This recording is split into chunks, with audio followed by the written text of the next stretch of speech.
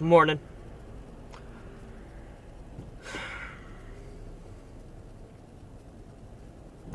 So we're clear. I am stepping into this without any pre-thoughts this morning. There's nuggets here and there. Like, for example, one thing I've been meaning to talk about was that I'm really pissed. I'm disappointed because the iPad Nano episode of Touching Gadgets, I had huge expectations for that. I really, really did. I was not spewing hyperbole when I expected that when I stated that it would be the next viral sensation of Touching Gadgets, and it hasn't lived up to those expectations in the slightest. Which is not to say it's not getting the traffic. I mean, when you compare it, I think it was 284 views this morning. So when you compare that to webcams, say, which probably hasn't even broken the 100 mark, clearly it is doing well. It is getting views, but when you compare it to the thousands of views that that one episode of Touching Gadgets gets a week, it's disappointing. When I thought that it was kind of this perfect combination of SEO, YouTube friendly material, that was disappointing. So I don't know. It's on a slow burn path, as much of everything I do is a slow burn path to I don't know, something. So yes, that was very disappointing to me. I have yet to write the new material, but I suspect it will probably come this week. GoPro and whatnot. Yeah, I am in. This weekend was much needed after last week. After all the bullshit of last week and the week before, and I mean, I am definitely mentally into winter workcation mode. I think that is definitely the case here. I feel like I am psychologically calmed down, back to a better place. There's that.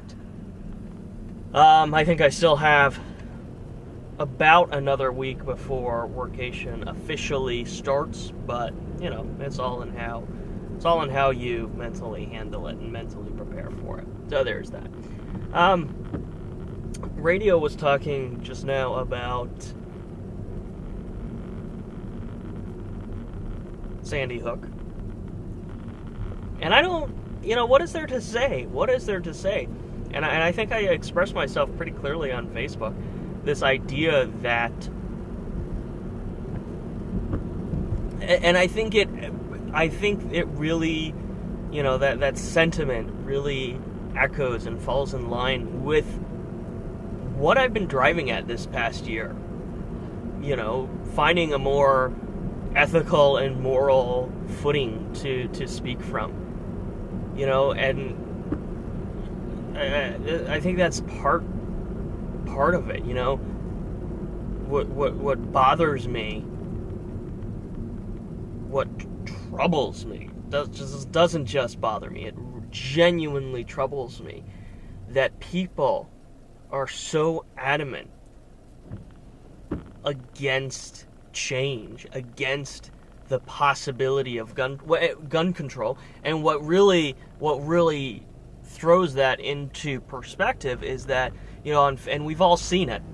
Alan, I know Alan, you expressed opinion through that picture that apparently blew up, a bunch of comments on your Facebook page, and you took it down.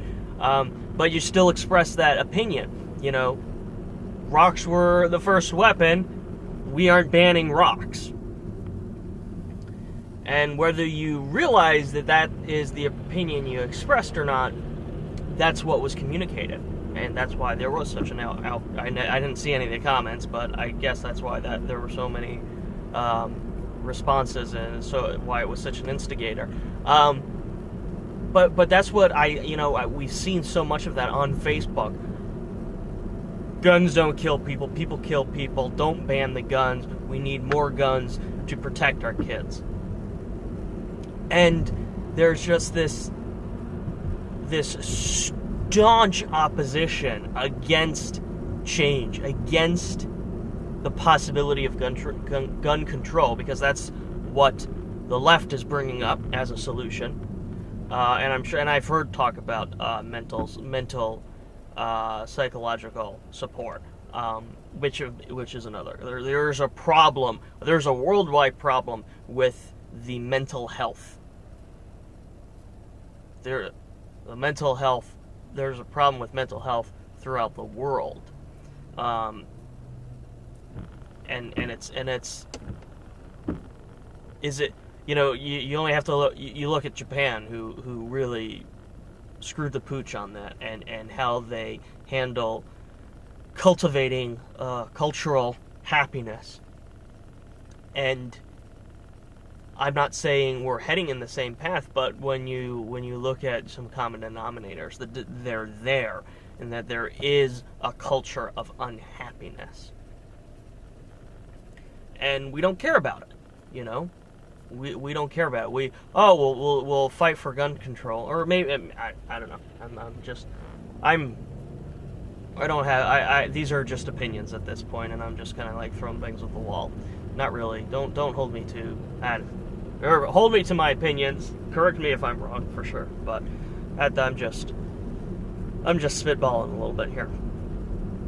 So anyway, the point is that it's very troublesome that people will be so staunchly opposed to this one solution, much like the Republicans have been staunchly opposed to the president's plan for the fiscal cliff, without really presenting any other options. So the staunch opposition to change, and in the broad idea of change, in the narrow field of gun control, and then there are no other solutions. There are no other. Where is at least the dialogue? You know, don't just say no. Tell me no. Why not this? That's what bothers me. That's what bothers me about the climate of the last 8 years.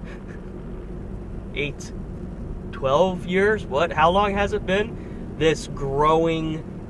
And I you know, I've talked about this. You know, I thought maybe this past election was a referendum on that narrow-minded, blind faith to right-wing Tea Party religious values that don't allow for compromise, don't allow for discussion, don't allow for change.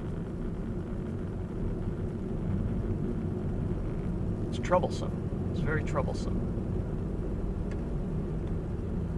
Tripp is going to be talking about it.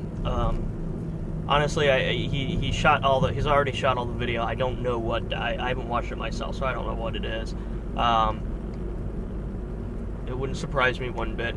And I don't think he saw the post on Facebook, so I don't think I saw his like on it. So I don't know. But it wouldn't surprise me to hear him come down on the same side. Gun control. Do something. Let's talk about. At least talk about it. If we can't agree on it, at least talk about it. That's what's frustrating. That is what is frustrating. So anyway, the other idea in my post on Facebook that I think is intriguing is the concept of manifest destiny, and this period we live in, that through no fault of our own, there is fault of our own, but the Mayan element of it is through no fault of our own. This age-old premise that, you know, this is the end times. This is, I mean, there is nothing practical about it, but the cultural awareness of the fact that December 21st, 2012 is the end of the Mayan calendar is enough. Is the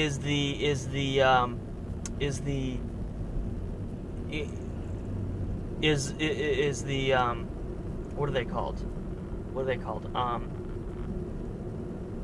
can't think of the words. But it is the right conditions to fuel the idea of manifest destiny, and then everything else culturally that we live in, and the media and politics and the divisive nature of everything, and a general sense of doom and gloom that fuels our entertainment and fuels our lives. That is through a distinct fault of our own.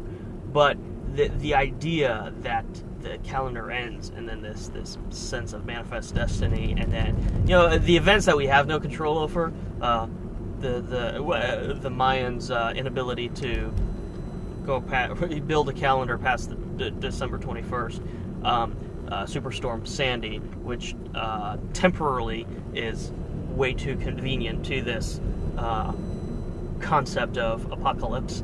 And then you have the crazy people who, and by crazy I just mean need mental help. Their mental health is in question. And then all of these factors feed that, You have these preconceptions, whether a person who needs mental health, who's mentally not all there, understands it or not. Those things have an impact, and then everything else. The CNN, the news. You have Superstorm Sandy. You have movies, and it's right. We glorify violence. Dexter. Oh my God! I was reading a recap of last night's episode, and the guy just stopped. He stopped and he was like, "Oh my God, I feel so guilty enjoying this show when Sandy Hook just happened."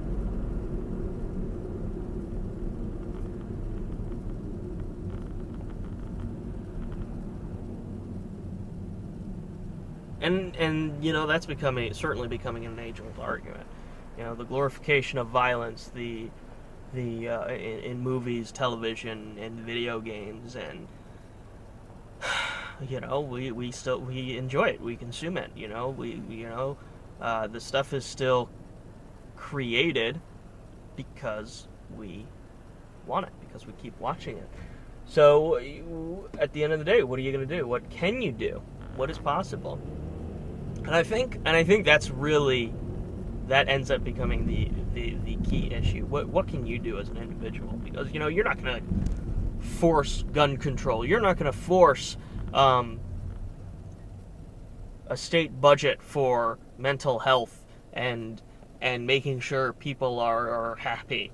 You're not going to anything, and really that's the only way to change things is one person at a time. And for me, I have been thinking about that. I'm not going to write any letters. I'm not casting votes. But I'm wondering because I feel like, as a writer and producer, entertainer, there are things that I can do. And I'm looking back at the library, my small library of certain books, and I'm thinking, what do I have here that's this glorification that contributes or takes away, that either contributes to that the idea of manifest destiny or doesn't. And I'm looking, religiously roasted. It's inherently violent material. That's not religiously roasted, but Disastergeddon, Explorers of the Unknown, some of that stuff is but it's apocalyptic destruction, mayhem. I guess I don't know, but I think there's opportunities for everybody to change their tone, and maybe that's the thing. Maybe that's the thing, and the things you do contribute to society. Is there an adjustment you can make, an adjustment in your tone that is more to create to shift those contributions to a more I don't want to say uplifting, but a more meaningful contribution than, you know, because take Dexter, for example, and this season has certainly towed the line, and I think next season will definitely, well, maybe next season they'll bring it back, but, you know, there's a concept of justice. So, at first blush, you look at this, okay, it's about a serial killer. It's about glorifying death, and therefore desensitizing the real people to death.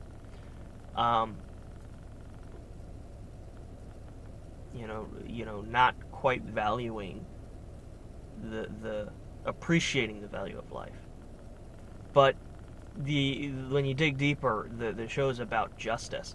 The whole reason Dexter does what he does is that the justice system that we trust is not foolproof. So when people fall through the cracks, Dexter is there to catch him. But is that true justification for his murderous ways? Maybe in our enlightened society that shouldn't be the case.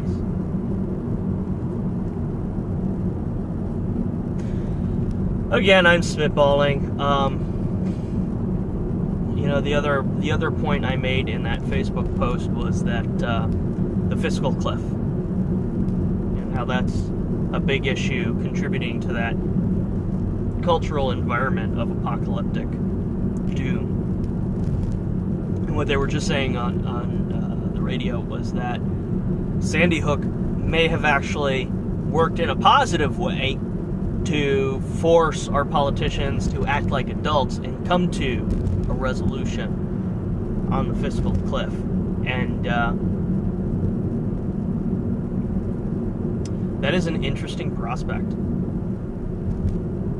But it's not foreign, because we see that all the time. It takes unmitigated disaster for people to act not like grown-ups, but humans. You know? We see it. We've seen it dozens of times this year. And how horrible is that? It is the doom and destruction. The irony of all of it is that it is the doom and the destruction, the apocalyptic climate that brings out the humanity in everybody. How is that for a twist?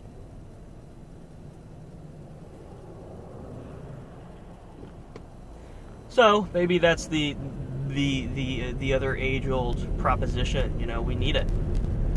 We need it. We can't live in an enlightened society. We can't live as an enlightened people, because we need the doom. We need the destruction. We need the crazies, and we need to enable the crazies to cause horrific acts of destruction, lest we forget who we really are. How is that for a proposition?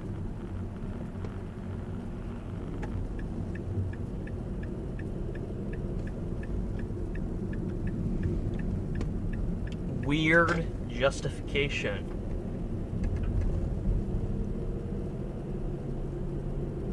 for the loss this world has experienced this year.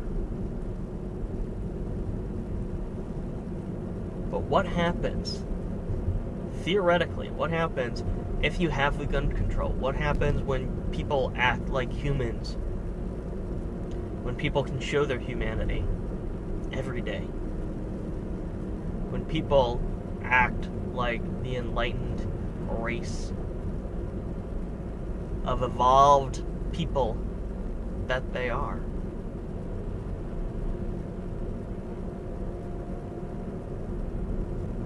I posit we would forget. Because we do. We already do.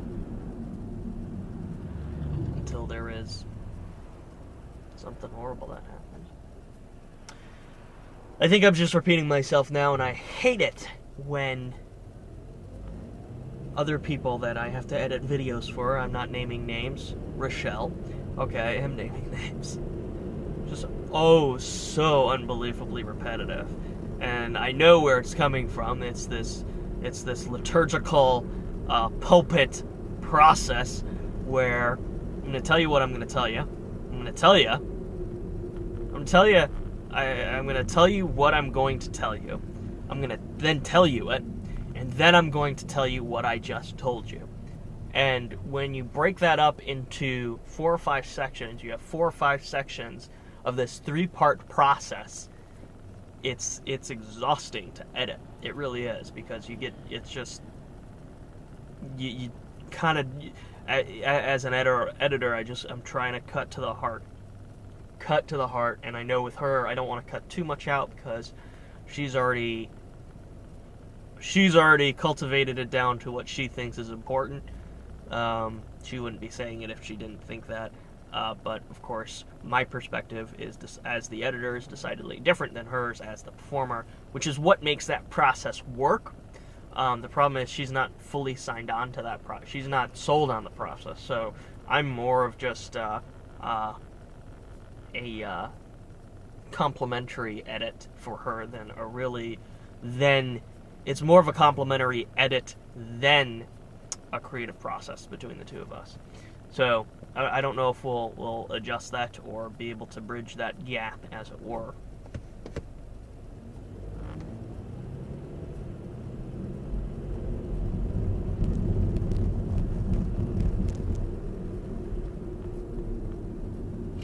Maybe that's the thing with maybe that's the adjustment we need to look for in our entertainment. I'm still on the, of course.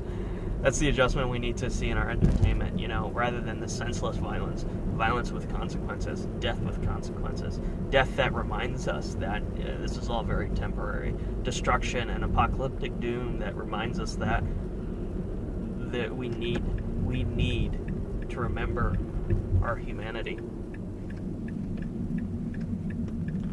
When we see that, we need to reward it with our money, with our wallets.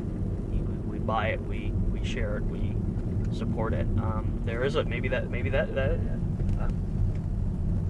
when we don't see it in this horrifically senseless, pointless bullshit, then ignore it, throw it out, let it die a death.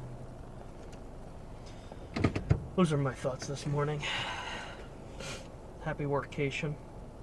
Stay tuned, stay creative.